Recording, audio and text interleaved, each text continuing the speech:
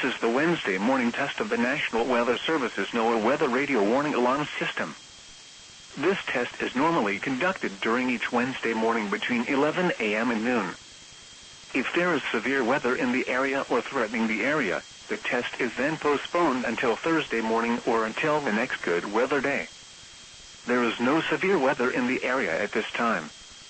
Repeating once again, this is the routine Wednesday morning test of the NOAA Weather Radio Warning Alarm System.